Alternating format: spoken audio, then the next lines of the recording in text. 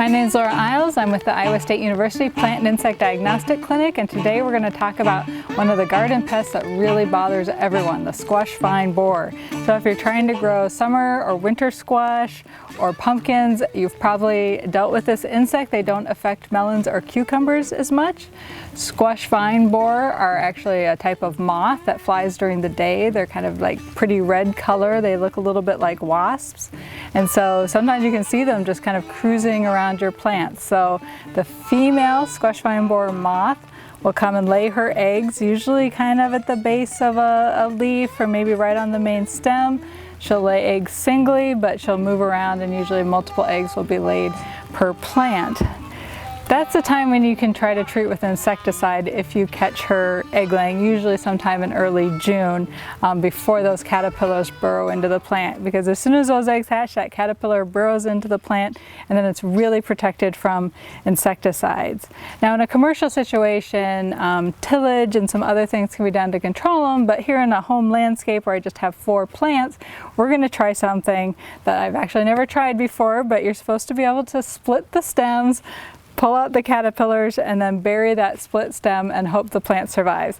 In this case, the plant's going to wilt anyway because of the caterpillars, so I kind of have nothing to lose with trying to get the caterpillars out this way. I know this plant does have squash vine borer activity in it because it's got this kind of yellowish tan stuff coming out from the stem. I don't know if you can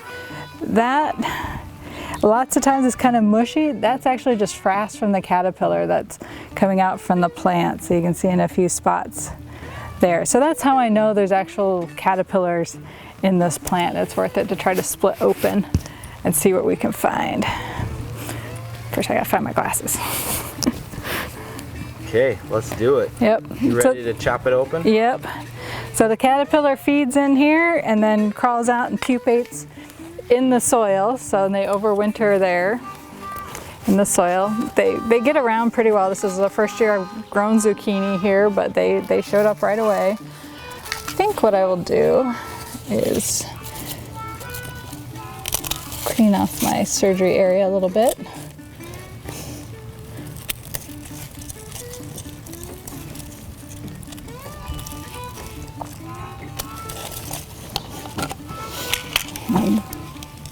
This is where I don't know.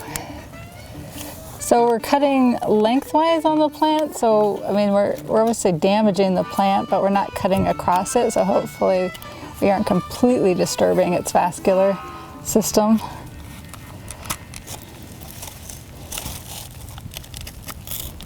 I'm just gonna split kind of this whole area. So obviously what we're doing is not that great for the plant, but the plant was gonna die if we didn't get this thing out anyway. So I can see the caterpillar is just this kind of maggot-like thing there. And I think I'll go close enough I can get him out.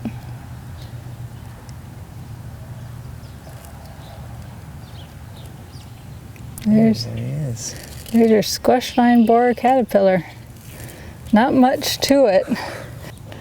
As an entomologist, I always hate just kind of killing insects, but that one I basically just cut enough to... It got sliced. It got sliced.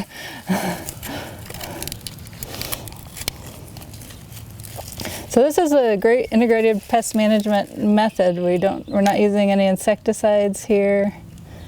I don't see any other movement here. Huh? Well, yeah, see that mangled? Oh, that was one. Yeah. That was a mangled body right there. This is IPM. Sometimes it's not pretty. So I just covered up that whole area that we split with wet soil, and I'll keep it well watered. To be honest, I'll be kind of surprised if this plant makes it, but this is my first experience with zucchini surgery, so it may have been more damage than necessary, but it's a great technique, especially if you just have a few plants in your garden. The plants are going to wilt anyway, so once the plants have wilted, it's probably not even worth trying, but if you notice that frass coming out of a plant, this is a great integrated pest management method to control squash vine borer.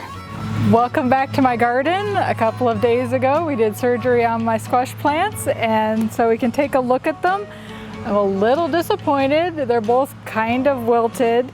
It looks like there might be some newer leaves coming up, as you can kind of see. I don't know, I have my doubts here.